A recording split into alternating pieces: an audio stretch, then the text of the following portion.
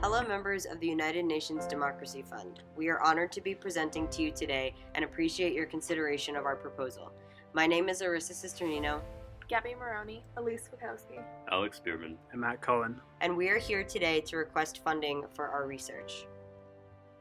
Many of us are looking for the next great leader. The UNDEF seeks projects that support democracy, and we are here to propose a way to enhance spectacular leadership in a way that promotes the values exemplified by your organization.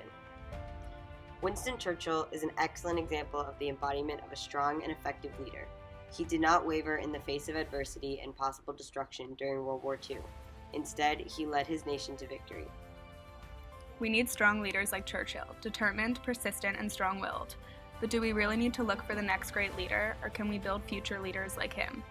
Looking at Cattell's trait theory, more specifically his work on the 16 personality factor test, one can determine the key and dominant factors that go into a leader's personality.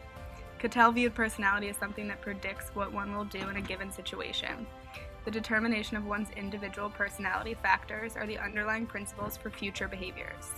This scientific basis for understanding personality through more inductive methods is a more holistic approach to measuring an individual's personality. Using Cattell's trait theory, we discerned that Churchill's personality traits that deviate from the norm include high social boldness, high dominance, and most importantly, high reasoning. Churchill displayed a high level of reasoning from an early age. By the time he was a household name in Britain, he had graduated near the top of his class and became an accomplished author and military leader. The pinnacle of Churchill's high reasoning became evident while he was Prime Minister during the Second World War, vis-a-vis how he prioritized the wartime agenda depending on the political environment, developed a sufficient wartime strategy, and built alliances. Studies have shown that high reasoning improves job effectiveness, gives people the ability to make educated choices, identifies areas that need improvement, and seeks change through delegation and collaboration.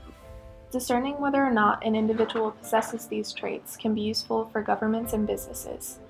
A carefully monitored research experiment focused on 16 PF test results could give more insight into the predictive qualities for success.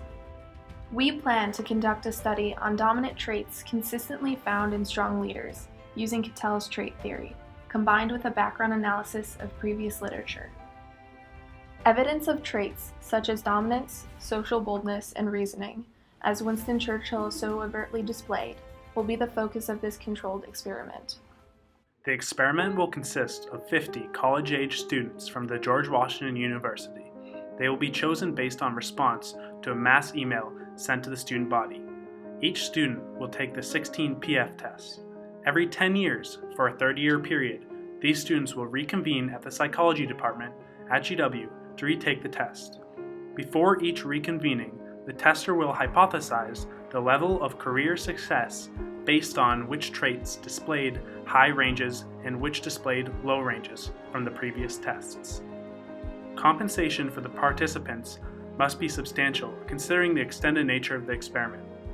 Firstly, all students will receive tuition subsidies. Secondly, all travel to GW for a subsequent 16 PF tests will be paid for. We believe that our results will bring about more information on how we can build, rather than look for, effective future leaders across the globe. We would like to thank UNDEF for allowing us to present our proposal, and we hope to receive funding for this experiment.